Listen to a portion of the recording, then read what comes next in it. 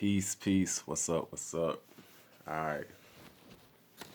And that's exactly what we searching for today. Well, not exactly. What's the basis when it comes to the subject that we finna talk about? And a peace of mind is where you want to start. A peace of mind comes from having psychic control, having control over your mental states, over your states of consciousness, over your visions, your imagery, your visualizations that you have in your mind. All right. And what we're going to talk about is how to develop your mind, your psychic skills. Okay. Because we are dealing with the psyche, the mental, the mind. And first and foremost, if you do not have this book, I recommend this book. It's called Develop Your Psychic Skills by Enid Hoffman. Let you see the back. It's a really old white lady, which has nothing to do with the information at all. But just want you to get a good visual of this book. All right, and so a friend of mine was telling me how, she was having trouble with just all these thoughts, mind being everywhere, just having these issues when it comes to this area here, the mind. And what I did is, I just wrote down a few points and different ways that I actually got from this book, on how to get your mind under control, basically. All right, so I should have wrote down the pages, but I did for a few. And basically, what the author of this book does is go into different techniques on developing your psychic skills. And I'm going to share a couple of them with y'all.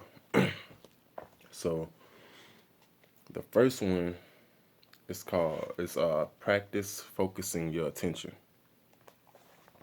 So, basically what you would do is, I'm going to get to the page first.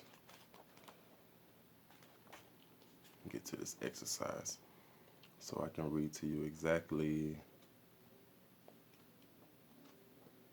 not that you can't read for yourself, but all right, so this exercise requires you to relax in a comfortable position and close your eyes. Silently say 1, like the number 1, and keep repeating it until your mind interrupts you with an unrelated thought. At the interruption, go on to the next number and repeat that until the next interruption. All right, so you'll go 2, 2, 2, then 3, 3, 3. So it says experience this and be aware of the frequency of interruptions.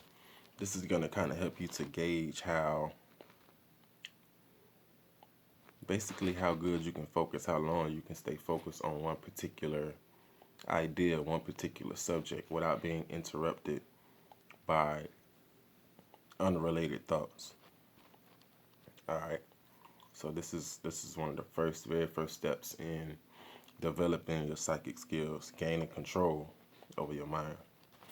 All right, so it says, get yourself a timer and set it for 3 minutes for this exercise. It says when the timer rings, jot down the number you have reached. So after 3 minutes, you're gonna write down what number you reached. I think when I first did it, I don't know, I probably like made it up like to the number like 17 probably, or something. It was like a high number maybe like, but but as I practice, I can, you know, better. I'm better now at staying focused on one particular thought than I was before, and I'm doing it in my mind now.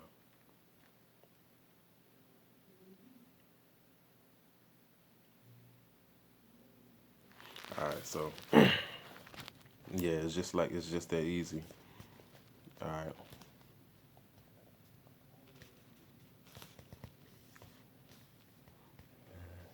All right, so that's just one practice, and I'm gonna go on to something else because there's so much in this book. All right, scrying.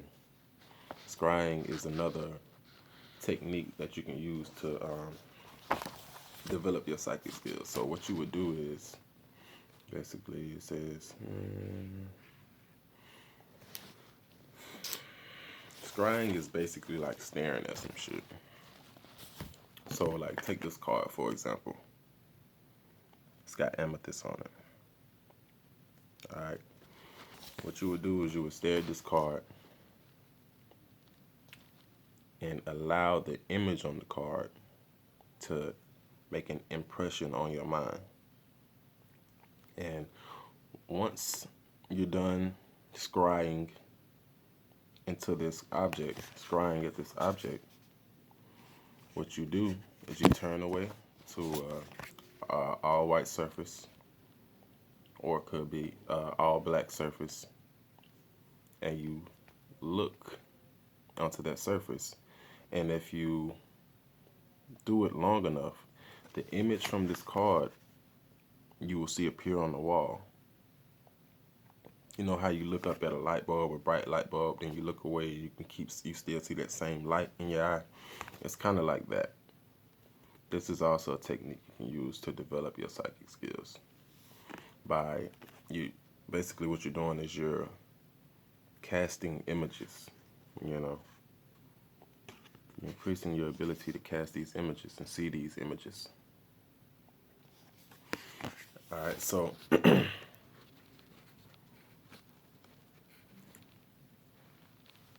next the next way to develop your psychic skills is through daydreaming and visualization. All right, so basically what you want to do is just set aside some time, for yourself each day and practice visualizing and daydreaming with an intent. Have a goal ready in mind that you want to reach. So at the same time, you're not just practicing, but you're actually manifesting, but visualizing, getting clear on your visuals, going into detail,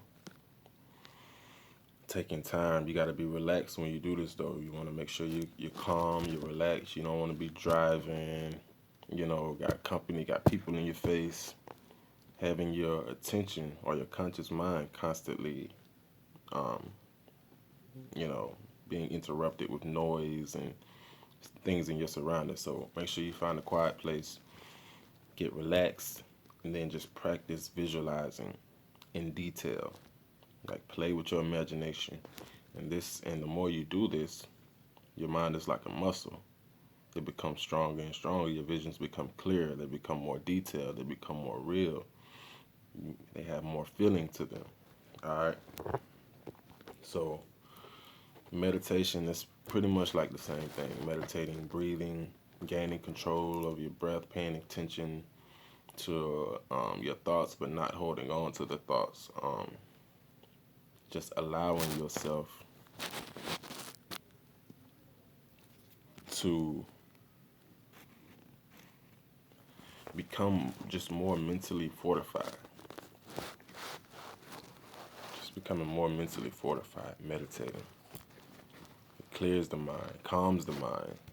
When your mind is clear and calm, you have more control. You can better direct your thoughts in the direction that you want them to go.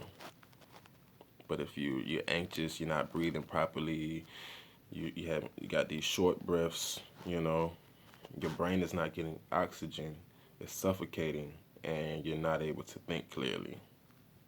Okay. So these other 2 points, well, actually, one, two, three, four, five. It's like five more. All right. So this is something that you could do with a partner. I thought this was real cool. Let's go to page 64 real quick. Let's go to page 64. Basically, this is called telepathic receiving. Telepathic receiving is something, it says it's something that develops naturally between people who are emotionally connected. All right. But what we're doing, it says with practice, that's what we're doing, we're practicing. You can develop the ability to receive telepathically from practically anyone.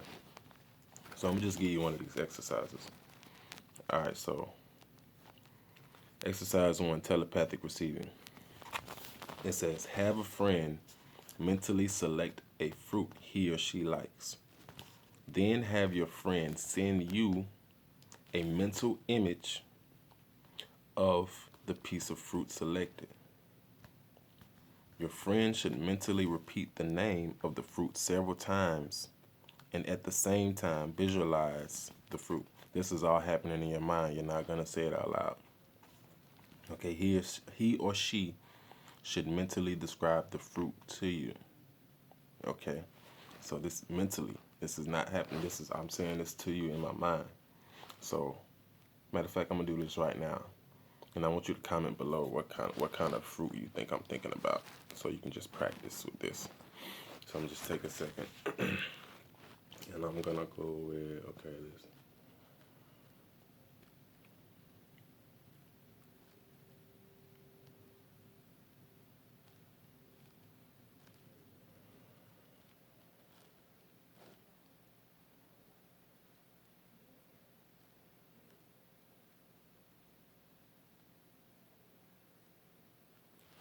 All right, so I just sent a telepathic message to the viewer. And I want you to comment below what type of fruit you think that I was sending to you. So in order to receive this message, just relax and allow your mind to be clear and feel the impression. Just, you know, write down what you think the piece of fruit is I was thinking about. All right. So you can do this with a friend. You can do this with other kind of items. It doesn't have to be fruit. It can be colors. It could be numbers. It could be flowers. It could be a TV show. You know what I mean? It could be a person. You know. It could be a day. You know, whatever you want to. All right. So the next one, this one is cool too. You need a partner for this too. This is called, it's an exercise for sensing people. So basically what you're going to do is have your partner remove his or her shoes and move around the room while you are blindfolded and talking. So I'm blindfolded and I'm talking. You got your shoes off. You walking around the room. Then when I say stop, you stop. You breathe quietly as you can. Don't make a sound. And what I have to do is try to sense your energy in the room. So you remain motionless and breathe quietly. So basically, what you have to do is try to feel for your partner's vibration in the room. All right. And here's a little pointer. It says it will be faster or lighter than any other object in the room. The vibration of the person is going to be faster and lighter. So just sense and feel for those subtle energy changes in the room to see if you can feel the presence of your partner in the room. Okay. All right. So I thought that was cool. Like, That's something I'm probably gonna get a couple people together and we're gonna probably do some of these. You know what I mean? All right. Psychometry. Psychometry, all right, is the ability to tune into a person's vibration through an object that belongs to that person. All right. This is another practice. All these are ways and techniques that you can, you know, develop your psychic skills, and also working with the amethyst stone. This is for the third eye chakra, third eye crown chakra, this area, and it helps to basically clear your mind, raise up the vibration or the frequency, or balance your third eye chakra, I should say. It can help to stimulate your third eye chakra if it's understimulated, if your thoughts are very low in vibration, very negative, not clear. You want to work with this stone. You want to work with amethyst. It helps with addictive behaviors. You can be addicted to low level, low vibrational thoughts. You can be addicted to confusion. You know, you can be addicted to anxiety. All these different, I would say, let's just call them demons for right now. All these different demons that can affect the way that you think, affect your psyche. All right, so yeah, so psychometry. No, that was sensing people. That was sensing people. Yeah, so blindfold. You know, have a few people in the room. Could be one other person, and try to sense that person's energy. This makes it fun. All right, so the next thing you could use is a pendulum, and I actually have one. Let me show you what it looked like.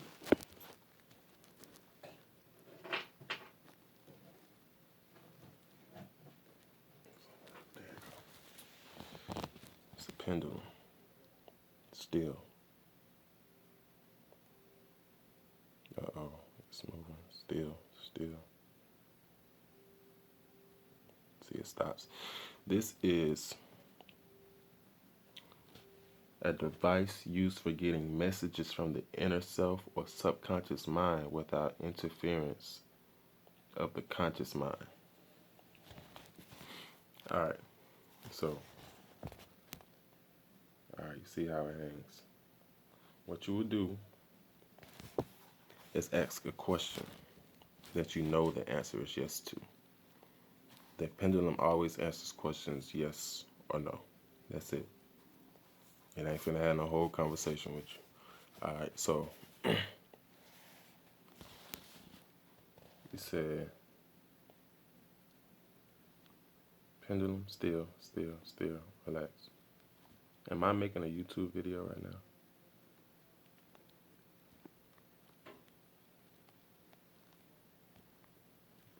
So it starts to turn right. Okay, slow down. Stop. Still.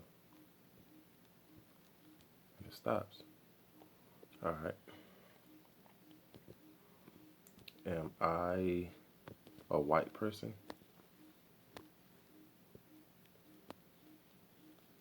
See, it starts to spin in the opposite direction. I'm not doing that. I'm not controlling it. It's giving me small circles to the left. And I can ask for bigger circles. Bigger circles. Bigger. See how it goes wider? All right, so. And once you program it, once you get the direction, you can start to ask yourself questions. You can start to ask your subconscious mind questions. So you can ask, will I be rich? Will I be poor? Will I be married? Any of these things. Will I have children? And you should get your answers from the direction of the pendulum. This is cool. I got this a couple years ago, and I'm still kind of like blown away by how it works. Like, I literally just sit here and it, like, I talk to it and it does what I say. So, um, all right, one other way to develop your psychic skills is automatic writing. It's the same function as the pendulum, where it has the same concept. It's the same concept. It's basically you getting information from the subconscious or the inner self without the interruption of the conscious mind. So what you do, you sit down, clear your mind, have a pen and paper ready, ask a question or make a statement such as, I would like some info about XYZ, right? And what you would do is continue to sit quietly and maintain a no mind state. And after maintaining this state for a while, you should begin to feel your hand. You should feel your hand begin to move, and just let it flow and let it write what it's gonna write. Just whatever's coming to you in that moment, let it flow out. And yeah, just have fun with it. So I'm gonna send you this mental image one more time. All right. So boom, y'all holla at me. Um, like, subscribe. Holla at your boy. Peace.